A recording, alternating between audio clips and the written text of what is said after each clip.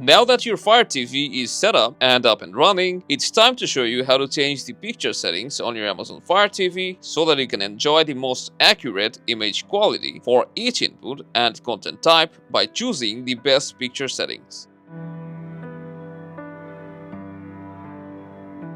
In order to change your Fire TV's picture settings, first you'll need to go inside an application, and another thing is you'll have to change these picture settings for each input individually. So make sure you have chosen the correct input first. We're going to start by playing something on a TV app. For example, I have opened an image where you can see all the detail and colors. So now we can bring up the picture settings by opening the side panel. To do that, you can either press the settings button on your remote. If you don't have a dedicated settings button, then you can also press and hold the home button and it will open the side panel. Now we can go to picture and we're going to start with changing the picture mode from standard to either filmmaker mode, which will enable you to view photos in the way that the filmmakers intended.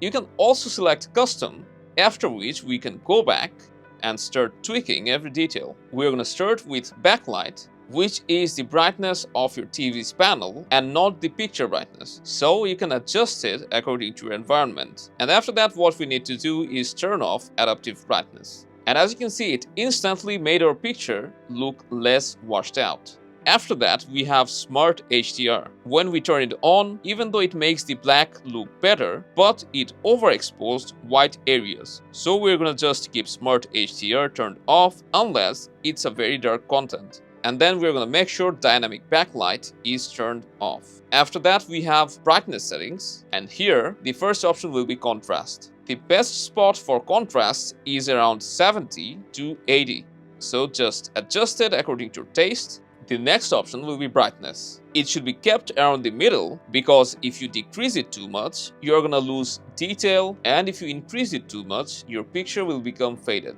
Then comes gamma. Increasing gamma will make your picture darker and decreasing it will brighten your picture. So just select a setting that looks good to you. The next option is dynamic contrast. In case it's not grayed out, make sure it's off. We will also turn off local contrast enhancement. Now we can go out of brightness and enter color settings. We're going to keep saturation and tint as is. And in case of color space, when I selected native, the colors really popped and looked natural. So I'm going to choose native.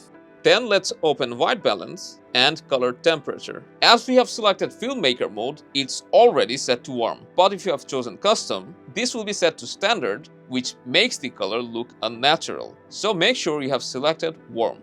There's also a 2 points and 11 points calibration, but they require an expert tool, so we're not gonna touch them in this video. So now if we go back, there's nothing else that we need to change, so you're all set. And right at the bottom of this list, there's also a picture reset in case you want to reset everything and start from scratch. And as I've told you earlier, the changes we have made will only be saved for the current picture mode that we have selected. So if we change back to any other settings, you'll need to make those adjustments once again. Now that we have changed the picture settings, for apps and video, we need to make sure that when we switch input to a different source, such as our console or TV box, we change it again from the picture settings. But for HDMI devices, the most important thing that you should do first is go all the way down on the picture settings, select HDMI input mode, and change it from auto to enhanced. Your screen will go black for a few seconds, but the change that you will see will be mind-blowing.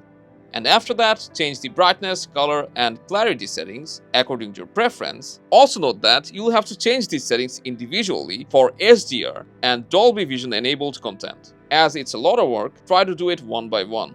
So that's how you can get the best picture settings on your Amazon Fire TV for all sorts of contents. If you found this helpful, you can appreciate our work by dropping a like and subscribing to our channel, and I'll see you in the next one.